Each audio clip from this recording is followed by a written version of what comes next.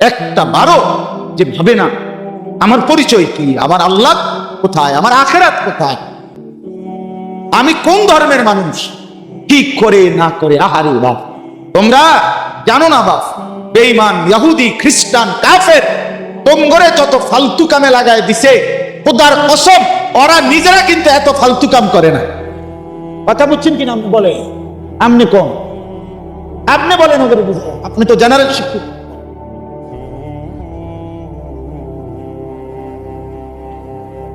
আমেরিকার কোন পৃথিবী বিখ্যাত ক্রিকেট খেলোয়াড় নাই, ইসরায়েলের কোন পৃথিবী বিখ্যাত ক্রিকেট খেলোয়াড় নাই। কেন নাই? দেখো, তোমারে লাগাই দিছে সারা দিনের খেলা, তাদের সময়ের দাম আছে, তোমার দাম নেই। তোমারে দিছে সারা দিন তুই মোবাইল টিপবি, হ্যাঁ সারা বানাই দিব কোটি কোটি কোটি কোটি টাকা। এক ফেসবুকে প্রতি মিনিটে কত কোটি কোটি কোটি মার্কিন ডলার ওরা নিয়ে নিচ্ছে। অসুস্থের মতো তোমার একটা কাম ধরাই দিছে যে তুই প্রতি মিনিটে একবার চুলে রে এমনি ফিরাইবে। তোর এটা ব্যায়াম, তোর এটা হাতের মধ্যে রোগ, এই রোগের কারণে হাতে এটা লড়ে। এটা কি? আমি যখন ছাত্র জীবনে পড়তাম, আমাদের একজন পিয়ন ছিল, ঘন্টা ফিরত, এ আবার দেখতাম আমরা একটা অভ্যাস ছিল, সারাক্ষণ উনি দাঁড়িয়ে এমনি করে বলতো, এই দাড়ির কোনা এরম এরম বলতো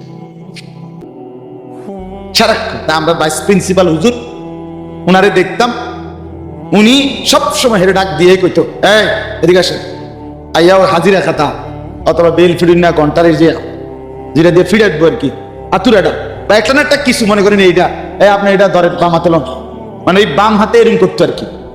তো হুজুরে কইতো এটা ধরেন, আমি পরে বলন পর্যন্ত এটা হাতে তুলবেন না। মানে উদ্দেশ্য হলো হেঁটে যাতে এটা যতক্ষণ ধরে থাকবো অতক্ষণ তার এই খটাখটা করতে থাকতো। আমরা অনেক সময় দেখতাম, অনেক সময় কইতো হুজুর এটা কিতা করতাম, আমাদের কইসিনিটা কিতা করতাম, কইসিটা ধরে রাখতেন না আমি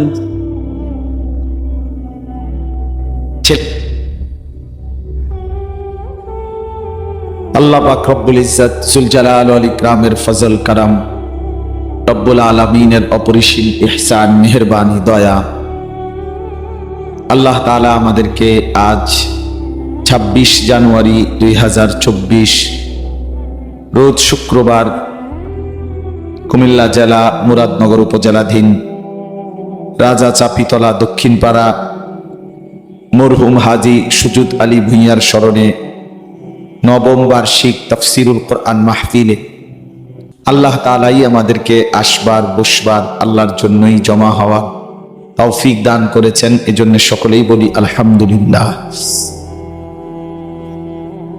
মুআজ্জাজ মুহতারাম হাজিরিন, আমাদের অনেক পরম শ্রদ্ধাভাজন,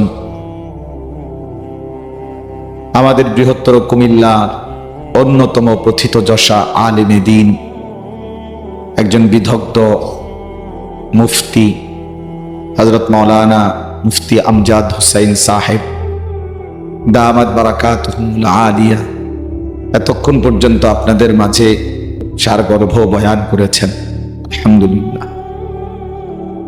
হযরত মাওলানা মুফতি আমজাদ হুসাইন সাহেব যিনি এতক্ষণ বয়ান করেছেন, বাস্তবিক অর্থে তিনি কিন্তু শুধুই বক্তা না, মাঠের ওয়াইজ শুধু বক্তা না, ঘুরে ঘুরে শুধু ওয়াজ করে এটা না, প্রতিদিন মুরাদনগর বড় মাদ্রাসায় কোরআনুল কারীমের পরে আসমানের নিচে জমিনের উপরে সর্বশ্রেষ্ঠ হাদিসের কিতাব বুখারী শরীফ নিয়মিত সবক পড়া ছাত্রদেরকে পড়ে।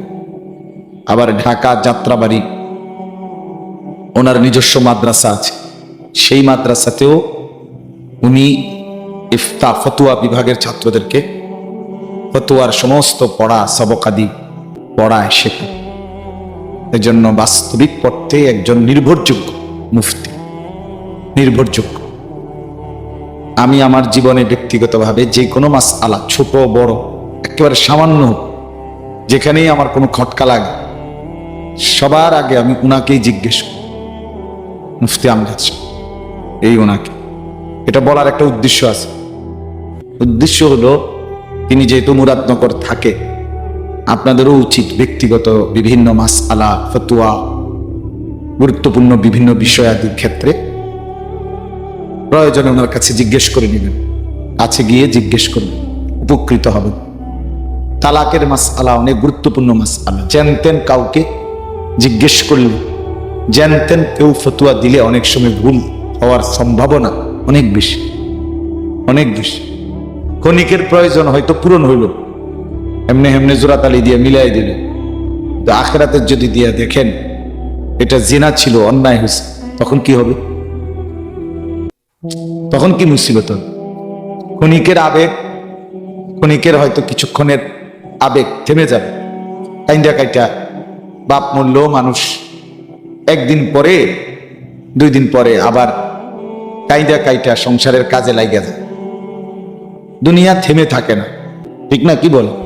সামনের সিএনজি অ্যাক্সিডেন্ট করছে, মানুষ মারা গেছে, রক্তাক্ত লাশ পড়ে আছে, এই অবস্থা দেখেও কেউ হয়তো আফসোস করে, কিন্তু এরপরও বাকি পিছনের সিএনজি গাড়ি সাইডে দিয়ে কাইটা কাইটা যায় না, কারণ প্রয়োজন থেমে থাকে না।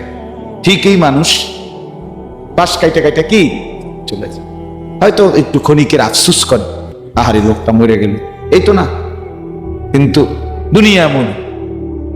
এই জন্য ক্ষণিকের আবেগ, যে বাচ্চা আছে আমার, যেভাবে হোক তালাক দিয়ে ফেলছি, যেভাবে হোক রাখতে হবে, টাকা দরকার হলে 5,000 বেশি যাক, এটা কোনো কথা? এটা খুব মনে রাখ, গুরুত্বপূর্ণ বিষয়। জবানের কথা বলতেও সাবধান, আর পরবর্তী মাসআলা বুঝে নিতেও সাবধান। ইসলামের মধ্যে একজন স্ত্রীর সংশোধন কিভাবে, কোন স্ত্রীর দ্বারা যদি আপনি কষ্ট পান বারবার, তার সংশোধন করতে হয় কিভাবে, এটারও কোরআনুল কারীমে এবং রাসূলুল্লাহ সাল্লাল্লাহু আলাইহি সাল্লামের সুন্নাতে সুস্পষ্ট দিক নির্দেশনা আছে এবং ধাপে ধাপে স্তর আছে।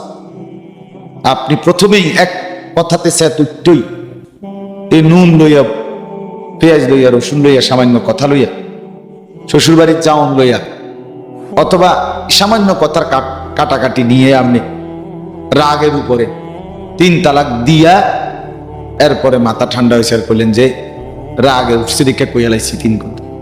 এখন কি কথা হইল নাকি? আপনি রাগ উঠলে অন্য মানুষের লোক যখন রাগ ওঠে আপনার মতে গাড়ে, তখন কি আপনি ওই মানুষের ওইরকম 3 তালাক দেননি? কথা কয় না তো, তা আপনি তো হুঁশের পাগল। কথা, আপনি তো কি হুঁশের পাগল? আপনি যদি সেত উঠলেই 3 তালাক দিতেন, তো আপনি তো সবখানেই কি দিতেন? সিনজিওলারও কইতেন তোরও 3 তালাক, তোর বাপেরও 3 তালাক, তোর 14 গোষ্ঠীর 3 তালাক, কই এই সময় কর না? তাহলে বোঝা গেল তো আপনার তো পুরো হুঁশ আছে। এবারে কি কইলে বা ইয়া হবে, এটাও আপনি বুঝছেন, হেবাটারে কি করা লাগবে এটাও বুঝছেন না, আপনি বুঝেন না কি আবার মাথা ঠিক ছিল না কি? আবার মাথা আগের থেকে ভালো আছিল, আগের তুনও ভালো ছিল। এই জন্য এটা কথার প্রসঙ্গে বললাম আর কি, এটা জরুরি। তালাকের মাসআলা অনেক সময় আমরা নয়সই করি, হুজুর দেখেন কিছু দরকারে বাড়াইয়া নেন, ওই জানতেন কোন ভণ্ড বেশরা অথবা উপযুক্ত আলেম না এমন কারো খপ্পরে পড়ে আপনার ভুল ফতুয়া নিয়ে হয়তো সম্পর্ক করতেছে, সংসার করতেছে, মিলাই দিছে। কিতা মিলাই দিছে?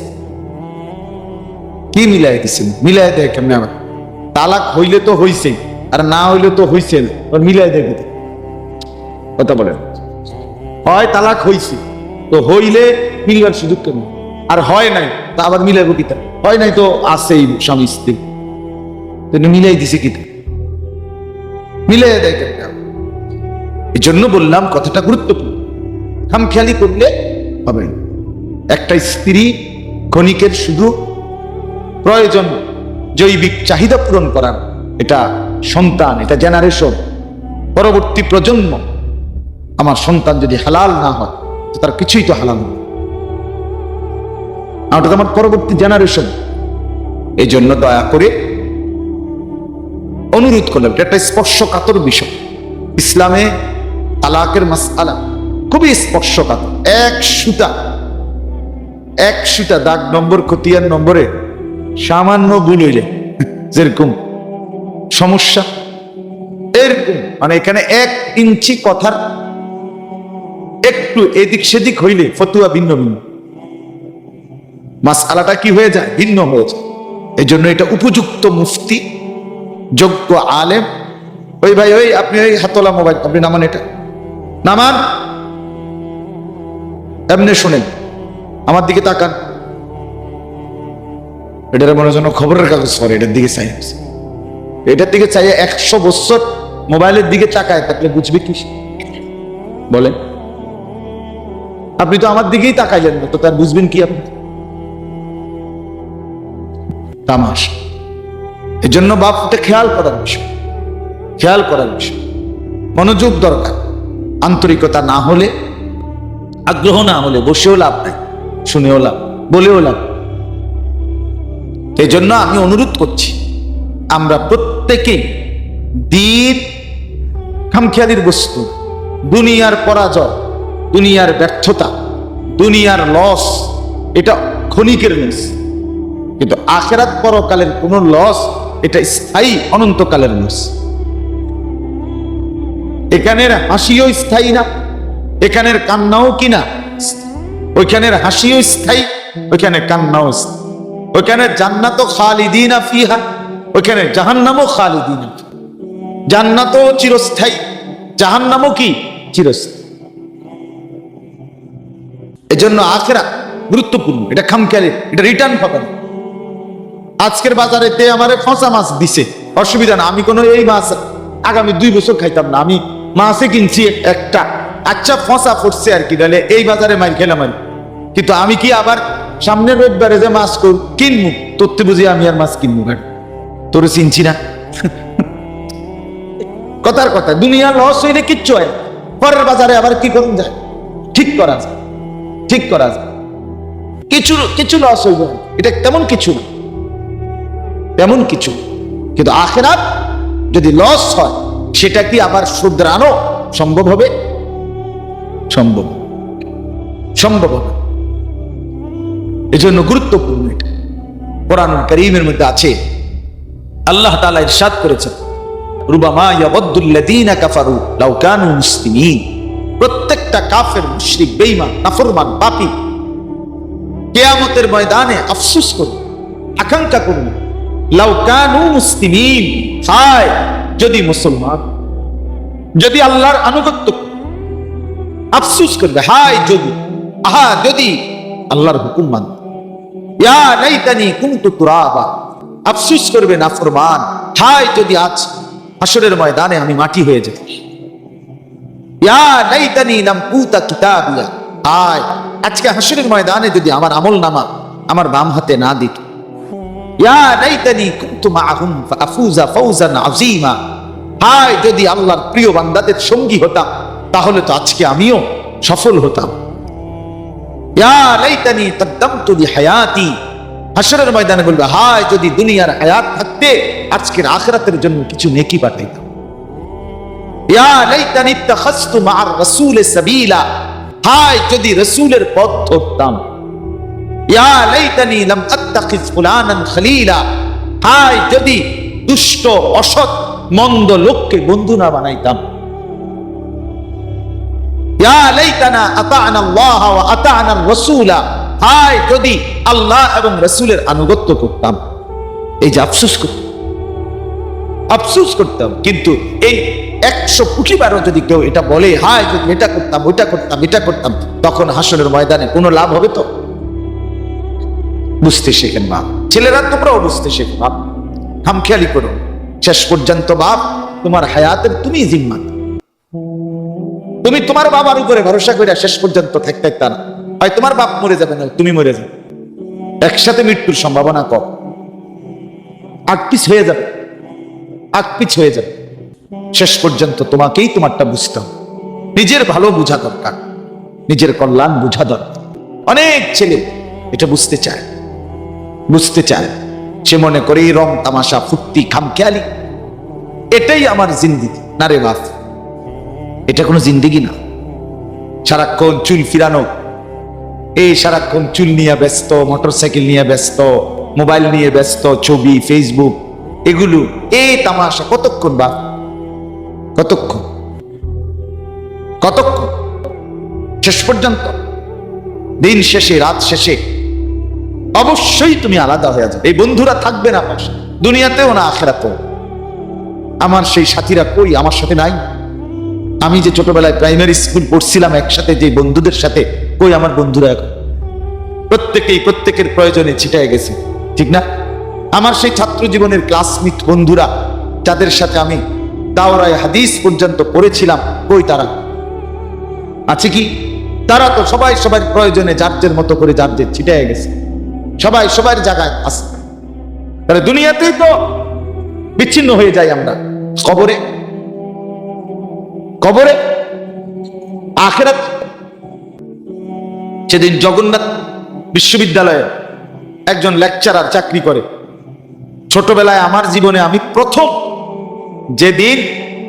যেই বছর আমি প্রথম মাদ্রাসায় ভর্তি হয়েছি, প্রাইমারি স্কুল পাশ করে প্রথম যেই ক্লাসে ভর্তি হয়েছিলাম, চতুর্থ শ্রেণীতে, ওই বছর আমার সাথে, ওই এক বছরেই শুধু আমার সাথে পড়ছিল শরীয়তপুর জেলার আহসানুল্লাহ, ওর নাম, আমার ছোটবেলার সাথী, মানে প্রথম জীবনে মাদ্রাসায় প্রথম বছর যার সাথে আমি পড়ছিলাম।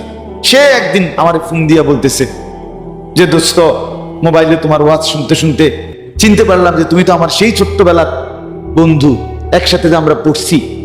হ্যাঁ, এই যে বন্ধু একজন চলে গেল, সেখানে আমি এখানে, এই তো না দুনিয়া। তো দুনিয়ায় তো আমরা আলাদা আলাদা হয়ে যায়। তো খবর আখিরাত, পরকাল, সেখানে তো টোটাল বিষয়টা আলাদা। চোখ বন্ধ হলে পরবর্তী প্রতিটা ঘাটিতে আল্লাহ কসম বাপ শুধুই একা, শুধুই একা, শুধুই একা। فإذا نفخ في الصور فلا أنساب بينهم يومئذ ولا يتساءلون। রব্বুল আলামিন বলে, ইসরাফিল যখন দ্বিতীয়বারে ফু দিবে, হাসরের মাঠ কায়েম হবে। আল্লাহ রাব্বুল আলামিন বলেন, সেই ভীষণ হাসরের মাঠে কোটি কোটি বনি আদম একসাথে দাঁড়াবে। ফালা আনসাবা বাইনাহুম, কেউ কারো মধ্যে আত্মীয়তার, বংশের, সম্পর্কের কোনো পরিচয় দিবে না। কেউ বলবেন, কোনো মা পুত্রকে ডাকবে না, কোনো সন্তান মাকে ডাকবে, কোনো স্বামী স্ত্রীকে ডাকবে না, স্ত্রীর স্বামীকে ডাকবে, কোনো ভাই বোনকে ডাকবে না, বোন ভাইকে ডাকবে। শুধুই এক, শুধুই এক। তাহলে দুনিয়া তো আমরা একটা সময়ের ব্যবধানে আলাদা। আজকে আমার বাবা নাই, আমি আছি, চিরেই আমি থাকবো না, আমার সন্তান থাকবে। এই না দুনিয়া বাস। এই জন্য আমি দয়া করে আমরা ভাবতে শিখি, বুঝতে শিখি। আমাদের এটা বোঝা দরকার। এই প্রত্যেক দিনের ওয়াজের এটাই মূল মাকসাদ। নিজের জীবন, নিজের আখিরাত, নিজের পরকাল, নিজের কল্যাণ, নিজের কর্তব্য, নিজের ভালো বুঝা দরকার। একসাথে সবাই না বুঝলে একজনই বুঝে আপনার ভালো, আপনি ভালো মনে বুঝেন যে সবার যেই দশা আমারও ওই দশা। না রে বাপ, এটা বললে হবে না। একটা বাসে 50 জন যাত্রী, 49 জনও যদি অ্যাক্সিডেন্টে মরে যায়, এ সময়ও যদি একজন বুঝে আমি বাঁচতে পারবো, আমি বাইরে পারবো, তাহলে কি সে চেষ্টা করবে না? কথা বলেন না? না, কেন চেষ্টা করবে? 49 জনের যে গতি, আমারও সেই গতি, এই কথা বলে সে বসে থাকবে? এটা মনে কর, শেষ পর্যন্ত আমি একাই, আমি একাই, আমাকেই ফিকির করতে হবে। আমার ডানে বামে বাস্তব কথা কেউ থাকবে। বন্ধুরা ধোকা বাপ, বন্ধুরা ধোকা। বন্ধুরা তোমার তোমার বন্ধু না, তোমার পয়সার বন্ধু। তোমার ওই মোবাইলটা আছে বলে তোমার লগে হাঁটে, তোমার পকেটে কিছু টাকা খরচ করো দেখা হাঁটে। টাকা বন্ধ করে দাও, মোবাইলটা বন্ধ করে দাও, এমনি ব্যাগ করে থাকো, কেউ আর পাইতে। ওরা তোমার টাকার বন্ধু, ওরা তোমার মোবাইলের বন্ধু। এই জন্য আমরা প্রত্যেকেই ভাবতে শিখি, বুঝতে শিখি। আল্লাহ তাআলা আমাদেরকে তৌফিক দান করেন, কবুল করেন। চলেন কোরআনুল কারীমের 13 নম্বর পারা 14 নম্বর সূরা, কোরআনুল কারীমের সূরা ইব্রাহিম সূরাটার নাম। এই সূরার একটি আয়াত আমি আপনাদের সামনে তেলাওয়াত করেছি। এই সূরার 37 নাম্বার মানে 37 নাম্বার আয়াত তেলাওয়াত করেছি। অল্প সময় লাগবে, একটু মনোযোগ দিলেই আমার আয়াতের কথা আর এর সাথে প্রসঙ্গক্রমে কয়েকটা কথা বলেই আমি আমার কথা শেষ করে দিচ্ছি ইনশাআল্লাহ। আমি আরেকটু আগেই আসতাম, কিন্তু আমার আগে যেই বয়ানটা ছিল এই বয়ানটায় যাওয়া আসা নিয়ে একটু অসুবিধা হয়েছে। এই জন্য আমি একবার কাছাকাছি গিয়া আবার ফিরে চলে আসছি। আবার আমাকে একজন বিশেষ মানুষের অনুরোধে আবার যাইতে হয়েছিল। এই কারণে এই আসা যাওয়ার এই দূরত্বের কারণে ওই যে কষ্ট হয়ে গেছে, একটু দেরি হয়ে গেছে মূলত, নাই তো আমি আরো অনেক আগে আসতাম।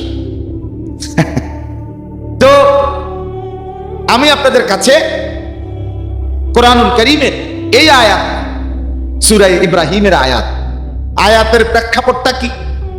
আয়াতের একটা ছোট্ট প্রেক্ষাপট আছে। প্রেক্ষাপট হইল আমাদের প্রিয় নবী, আল্লাহর নবী ইব্রাহিম আলাইহিস সালাম, আল্লাহ তাআলা তাকে ছোট্টবেলা থেকে অনেকগুলো পরীক্ষা করেছেন।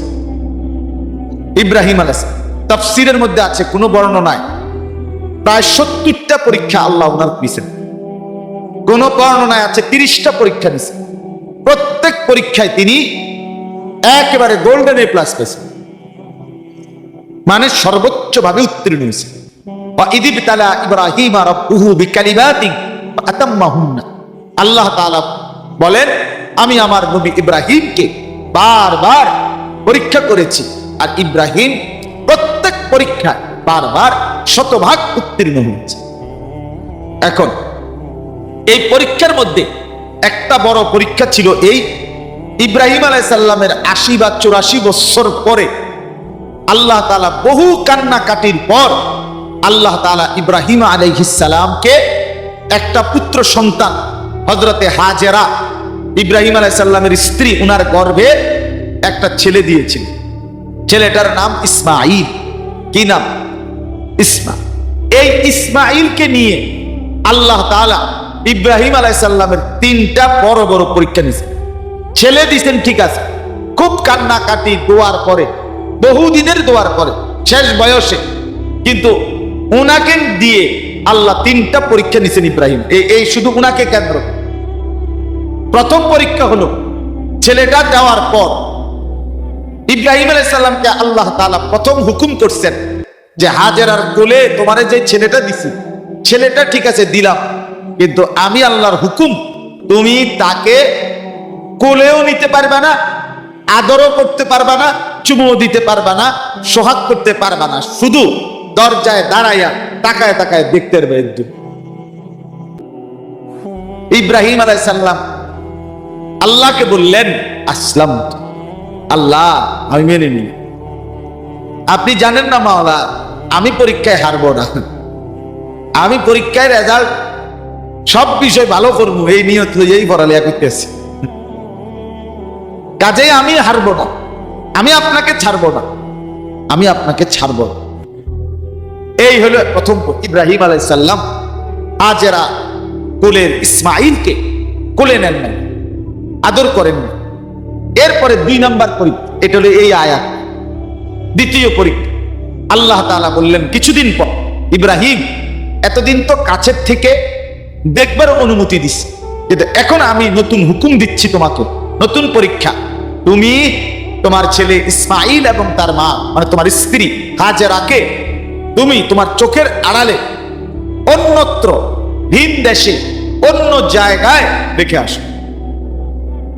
ইব্রাহিম আলাইহিস সালাম বললেন, আসলাম, আল্লাহ আমি এটাও মেনে নিলাম, আমি হারতে চাই না, আমি রেজাল্ট খারাপ করব না, আমি মেনে নিলাম, আপনি বলেন কোথায় রেখে আসো।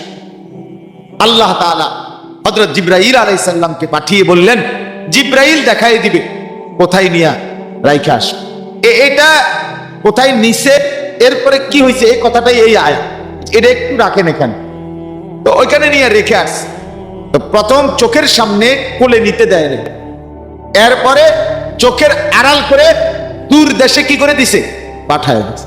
3 নম্বর চূড়ান্ত পরীক্ষা, আল্লাহ তাআলা এবার চূড়ান্ত পরীক্ষা নিলেন ইব্রাহিম।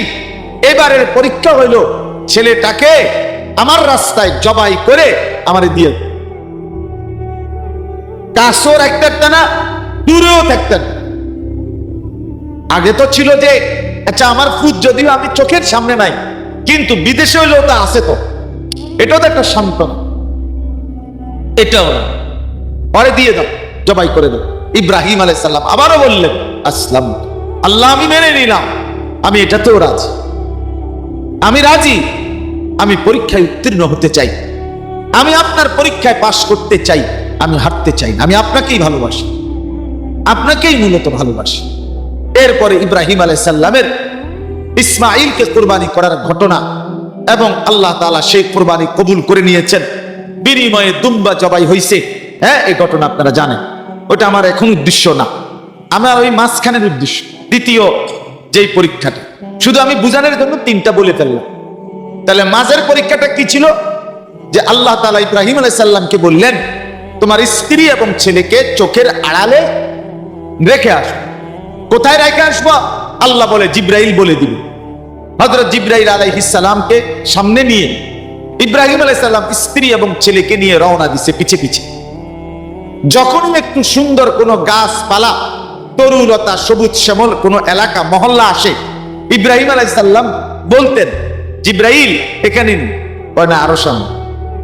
তো আবার যাইতেন, আবার গিয়ে যদি কোনো এলাকা দেখতেন গাছপালা, তরুলতা, সুন্দর বেষ্টিত, ইব্রাহিম আলাইহিস সালাম আবারও জিজ্ঞেস করতেন জিব্রাইল এখানে না, আরো সামনে। এভাবে নিতে নিতে নিতে নিতে সুদূর সিরিয়া শাম দেশ পার করে এই মক্কা নগরী, আজকে যেখানে আল্লাহর ঘর কাবা, কালো গিলাফের এই কাবা শরীফ আমরা দেখছি না সবাই, এই গিলাফের এই কাবা ঘর যেখানে, এইখানে আইনা এখানে পৌঁছবার পর জিব্রাইল আলাইহিস সালাম বললেন এখানে, এখানে দেখেন। ইব্রাহিম আলাইহিস সালাম জিজ্ঞেস করলেন জিব্রাইল এটা কোন জায়গা? বলছে এখানেই আল্লাহর ঘর কাবা। বাকি এখন ঘরটা নাই, নূহ আলাইহিস সালামের প্লাবনের সময় আল্লাহ এটা উপরের অংশটা তুলে নিছেন, বাকি এটার মূল ভিত্তি, ফাউন্ডেশন এটা তলে, এখানেই আছে, এখানে, এটাই আল্লাহর ঘর, এখানে রাখে। ইব্রাহিম আলাইহিস সালাম ছেলে এবং স্ত্রীকে রাখে, এখানেই রাখে। এখন এই যে রাখছেন, রাখতে গিয়ে ইব্রাহিম আলাইহিস সালাম ডানে বামে একটা নজর তাকাইছে, যে দূর নজরে যায় পূর্ব পশ্চিম উত্তর দক্ষিণে কোন দিকে একটি গাছ, একটি তরু, একটি লতা, একটা পাতা, একটা ঘাস, কিচ্ছু নেই, নাই যে নাই কিছু, এক ফোঁটা পানি নাই, আগামীর মুহূর্তটা খাবারের মতো কোনো ব্যবস্থাপনা নাই, বসত করবে বা থাকবে এমন কোনো ঘর, বাসস্থান এমন কোনো কিচ্ছু নেই, কেউ যে একটু সহযোগিতা করবে আশেপাশে এমন কোনো মানুষ না, ঘর আছে না বসতি আছে, না জনগণ আছে, না পানি আছে, না খাদ্য আছে, না খাবার আছে, সম্পূর্ণ দুধু মরুভূমিতে একাকী স্ত্রী এবং সন্তানকে ইব্রাহিম আলাইহিস সালাম রেখে দিছে। ইব্রাহিম আলাইহিস সালাম রওনা দিছে। তখন হযরত হাজেরা আলাইহিস সালাম, ইব্রাহিম আলাইহিস সালামের বিবি, ওনাকে জিজ্ঞেস করলেন স্বামী আপনি আমাদেরকে কোথায় রেখে যাচ্ছেন? এটা কি করছেন আপনি? হায় আপনি করছেন কি? আমার এই কোলের মাসুম বাচ্চাকে নিয়ে, আপনার আদরের সন্তানকে নিয়ে আপনি আমাকে কই রেখে যাচ্ছেন? হযরত ইব্রাহিম আলাইহিস সালাম একটা শব্দ বলেন, নিশ্চুপ, একটা আওয়াজও করেন, আওয়াজ না করে আগাইতেছেন। হাজেরা আলাইহিস সালাম বারবার জিজ্ঞেস করতেছেন স্বামী কিছু তো বলেন, কেন রেখে যাচ্ছে? যখন দেখছে হাজেরা ইব্রাহিম আলাইহিস সালাম কোনো জবাব দেয় না, কিছুই বলতেছেন, তখন হাজেরা সর্বশেষ একটা কথা বললেন যে স্বামী তাহলে আপনি আমারে একটা কথার জবাব দেন, শুধু একটা উত্তর তো দেন, এই যে আপনি আমাকে এখানে রেখে যাচ্ছেন আমার ছোট কোলের বাচ্চাটাকে নিয়ে অসহায় অবস্থায়, কিচ্ছু নাই, আগামীর কতক্ষণ বাঁচবো তার কোনো নিশ্চয়তা নাই, এটা যে আপনি আমাকে রাখতেছেন আপনার নিজের ইচ্ছায় নাকি আল্লাহর ইচ্ছায়, শুধু এই কথাটা। ইব্রাহিম আলাইহিস সালাম বললেন বিইذنিল্লাহ, তার ইচ্ছায়, আল্লাহর হুকুমে, আল্লাহর ইচ্ছায় এই কথাটা বলছে। তাফসীরের আছে সাথে সাথে হাজেরা বললেন, স্বামী আমার আপনি নিশ্চিন্তে তাহলে ফিরে যান। ইদান লা ইউযিউনা রাব্বুনা, তাহলে নিশ্চিত শুনে নেন আমার রব আল্লাহ আমাদেরকে ধ্বংস করবে না। জানা কোনো চিন্তা করবেন না, আপনি নিশ্চিন্তে যান, আমার রব আমাদেরকে ধ্বংস করবেন। ইব্রাহিম আলাইহিস সালাম সন্তান এবং স্ত্রীর থেকে আড়াল হয়ে কতটুকু গেছেন, গিয়ে আবার ফিরে তাকাইয়া দেখছেন এইবার আর স্ত্রীর সন্তানকে চোখের পলকেও আর দেখা যায়। এই সময় আয়েশা ইব্রাহিম আলাইহিস সালাম থামছেন, অঝরে কান্না শুরু করছে। এতক্ষণ স্ত্রী সন্তানের সামনে নিজের আবেগ পাথর বাইন্দা কলজার মধ্যে হজম করছে, কিন্তু এইবার আর চোখের পানি ধরে রাখতে পারতেছে না। এবার তো চোখে তো দেখা যায় না, আর উনি তো কোথায় রেখে গেছে একজন বাপ, একজন স্বামী, একটা ছোট্ট মাসুম বাচ্চারে কি অবস্থায় রেখে যাচ্ছে। বাপ, গল্প বলা তো সহজ, আমি গল্প বললাম আপনারা শুনলেন, কিন্তু বাস্তবতা তো অনেক বড় কঠিন। ওই সময়ের ওই হালাতটা একটু ভাবি, এটা তো গল্প শুনতে তো মনে হইল মারাত্মক, কিন্তু বাস্তবতা কি কঠিন। ইব্রাহিম আলাইহিস সালাম এই আলাদা যখন আর চোখের আড়ালে দেখা যায় না, তখন অঝরে কাইন্দা এবার আল্লাহর কাছে একটা দোয়া করছেন, হাত তুলছেন, এই স্ত্রী সন্তানের জন্য দোয়া করছেন। দোয়া করে, ওই ছেলে, ওই তুমি মোবাইলটা ধরলা কেন? বললাম না মোবাইল এগুলো উঠে না, এমনি শুনতে বললাম না, এটা ফালতু কোথাকার। তুমি শুনো নাই বাংলা কথাটা ওই সময়? শুনবে না মানে মূল কথা হলো এই মোবাইল গোলাম বানায় ফেলছে, গোলাম, গোলাম।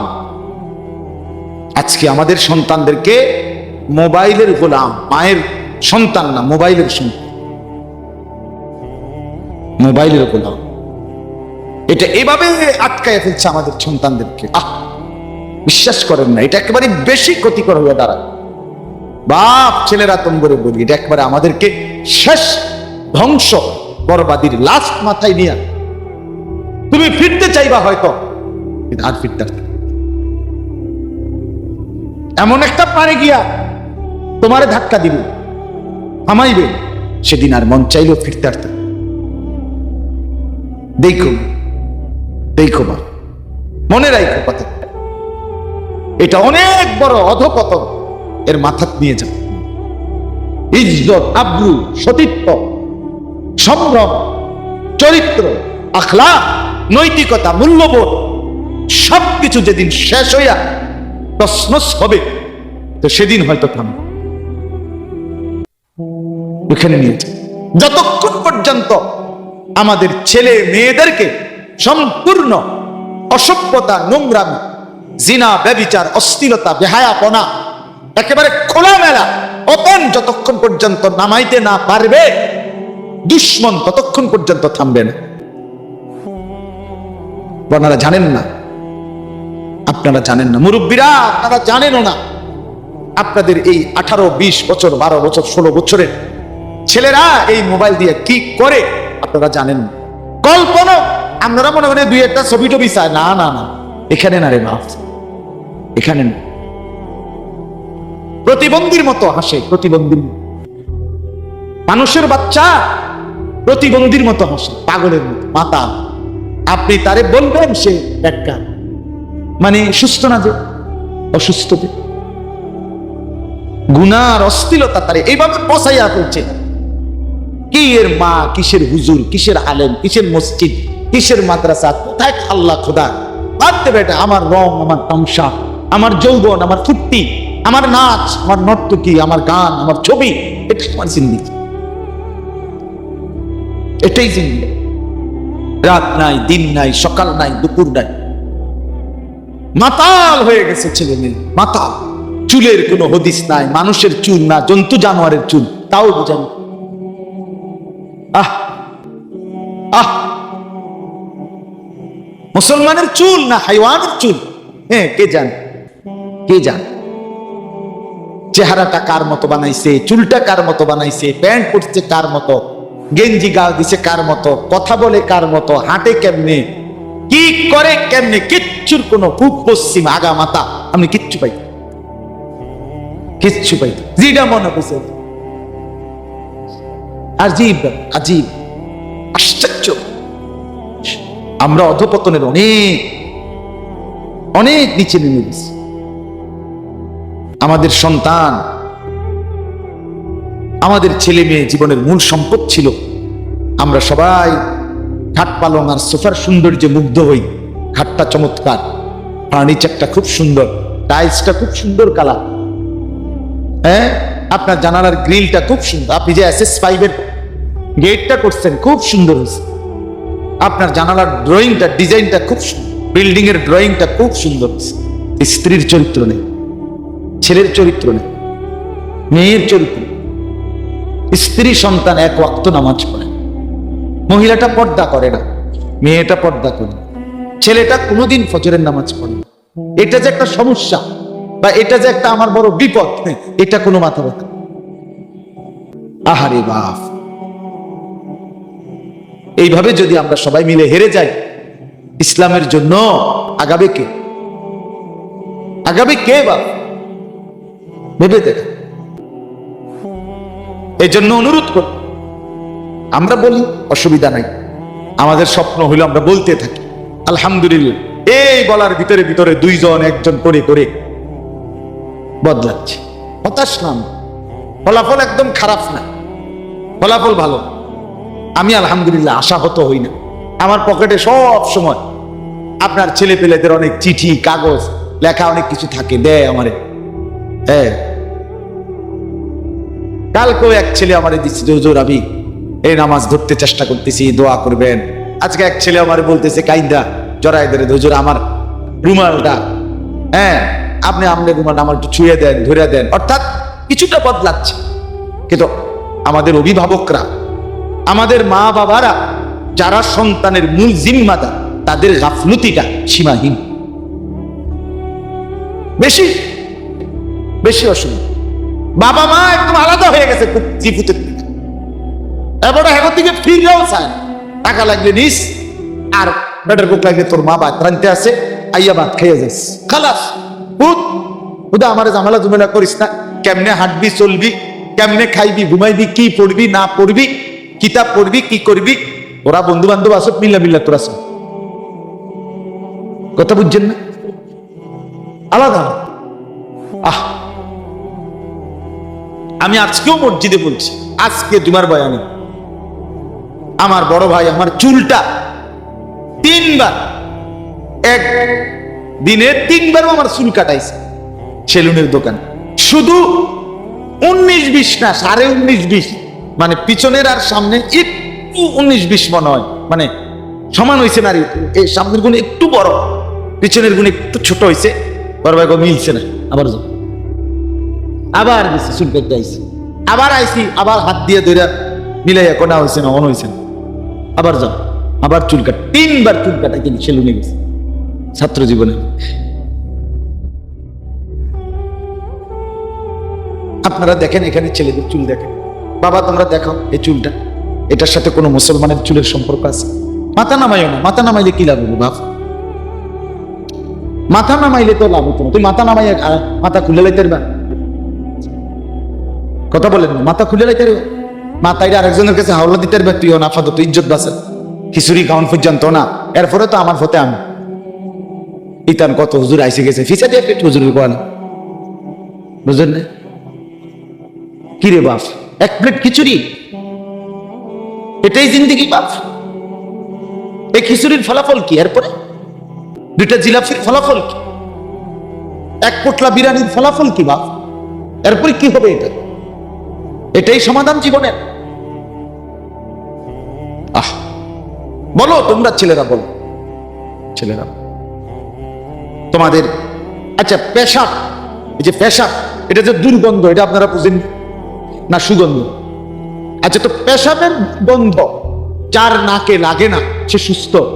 তো তাহলে যাদের প্যান্টের মধ্যে সারাদিনে পেশাব করে পানি নেয় না, তো তার তো প্যান্ট দুর্গন্ধ। এই দুর্গন্ধটা হাঁটতে চলতে যার নাকে লাগে না, এই অসভ্য, এই অপদার্থ, এটা সুস্থ স্বাভাবিক মানুষ হয় কেমনে? যার নিজের প্যান্টের দুর্গন্ধ, পেশাবের গন্ধ তার নাকে লাগে না, ছি ছি ছি ছি ছি ছি ছি।